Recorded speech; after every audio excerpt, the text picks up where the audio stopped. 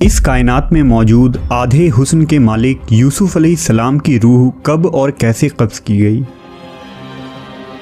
یوسف علیہ السلام کی وفات کے بعد مصری اور اسرائیلیوں کے درمیان کس بات پر اختلاف ہو گیا؟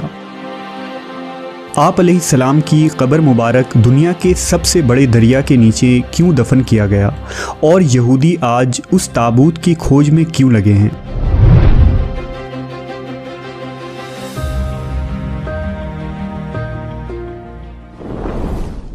اللہ نے ہر نبی کو خوبصورت حسن اور بہترین آواز والا بنا کر مبعوث فرمایا۔ حضرت یوسف علیہ السلام کو خوبصورت حسن سے نوازا گیا تھا، یعنی حضرت محمد صلی اللہ علیہ وسلم کے حسن کا آدھا حسن اللہ نے حضرت یوسف کو عطا کیا تھا۔ یوسف علیہ السلام کا قصہ قرآن مجید میں موجود سب سے طویل قصہ ہے کہ کس طرح سوتیلے بھائیوں نے آپ کو حسد کے بنا پر کنویں میں پھینک دیا، آپ کو مصر کے بازار میں بطور غلام بیچ دیا گیا اور عزیز مصر کی بیوی نے آپ کو جیل میں قید کروا دیا۔ لیکن ان تمام مصائب و مشکلات اور آزمائشوں کے باوجود حضرت یوسف ایک دن مصر کے طاقتور حکمراں کے عہدے تک پہنچ گئے۔ جب یوسف علیہ السلام عزیز مصر کے عہدے پر فائز ہوئے تو ایک لمبے مدت کے بعد اللہ نے حضرت یوسف کو اپنے والد اور خاندان سے ملانے کا فیصلہ کیا، لہٰذا حضرت یعقوب اپنے اہل خانہ کے ساتھ مصر آئے اور 40 سالوں بعد باپ بیٹے آمنے سامنے ہوئے۔ دونوں کا دل تڑپ اٹھا اور دونوں دیر تک ایک دوسرے سے گلے لگ کر خوب روتے رہے۔ روایتوں کے مطابق حضرت یوسف کے پورے خاندان یعنی بنی اسرائیل، آپ کے 11 بھائی، ان کی اہلیاں، بچے اور حضرت یعقوب کے پوتے پوتیاں سب نے مصر میں آ کر سکونت اختیار کر لی اور مصر کے بادشاہ نے بنی اسرائیل کو زمین کا ایک ٹکڑا عطا کیا جہاں انہیں آباد ہونے کی اجازت ملی۔ آہستہ آہستہ مصر میں بنی اسرائیل بہت طاقتور ہو گئے۔ حکومتی عہدوں سے لے کر تجارت اور سیاست میں بھی اسرائیلیوں نے حصہ لینا شروع کر دیا۔ جب حضرت یوسف علیہ السلام کی عمر 100 برس ہوئی اور حضرت یعقوب 147 برس کے ہوئے تو اللہ کا حکم ہوا کہ حضرت یعقوب کی روح قبض کر لیا جائے، لہذا ملک الموت نے حضرت یعقوب کی روح قبض کر لی۔ جب اپنے والد کی وفات کی خبر حضرت یوسف کو ملی تو اپنے سر سے تاج اتار کر پھینک دیا اور ان کے بدن پر جو ریشمی لباس تھا اسے پارا پارا کر دیا اور بے چینی کے عالم میں دوڑتے ہوئے اپنے والد کے جنازے پر پہنچے۔ یوسف علیہ السلام باپ کے جنازے کو دیکھ کر بے تحاشا رونے لگے اور روتے ہوئے آسمان کی طرف دیکھا۔ یکا یک آسمان کے دروازے کھل گئے اور انبیاء کی روحیں اور فرشتے حضرت یعقوب کے جنازے کی طرف آئے۔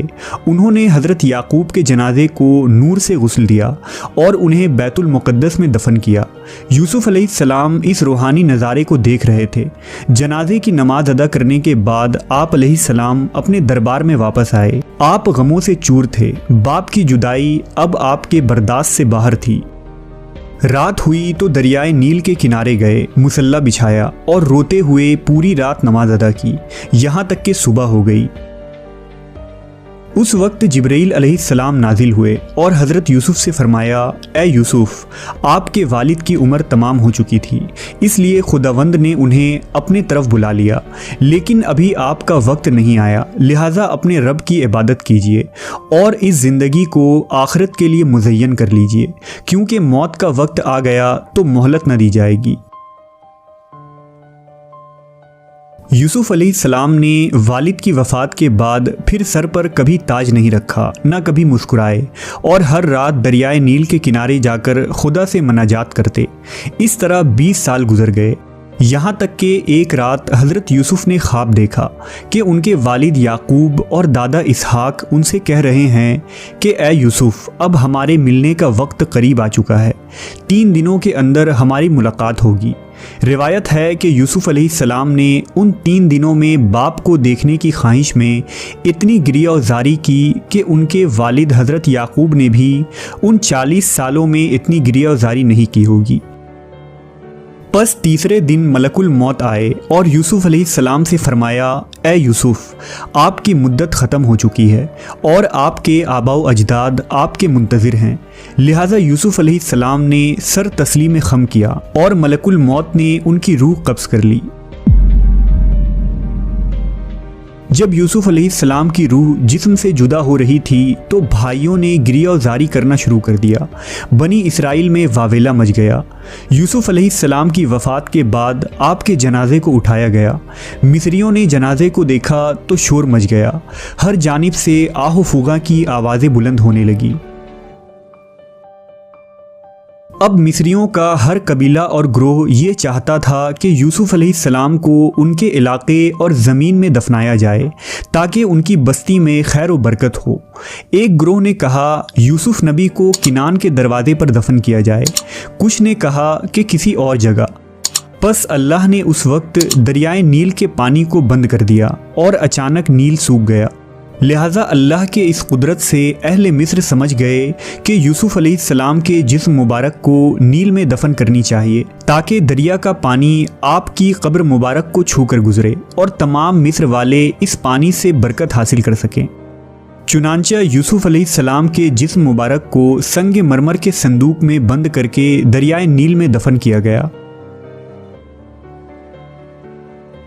रिवायतों के मुताबिक जब एक अरसे बाद बनी इसराइल फ़िरौन मिस्र के ग़ुलाम बन गए तो मूसा अलैहिस्सलाम की रहनुमाई में उन्होंने मिस्र से हिजरत किया। लेकिन हिजरत के दौरान मूसा अलैहिस्सलाम रास्ता भूल गए और बनी इसराइल नील के करीब भटकने लगे।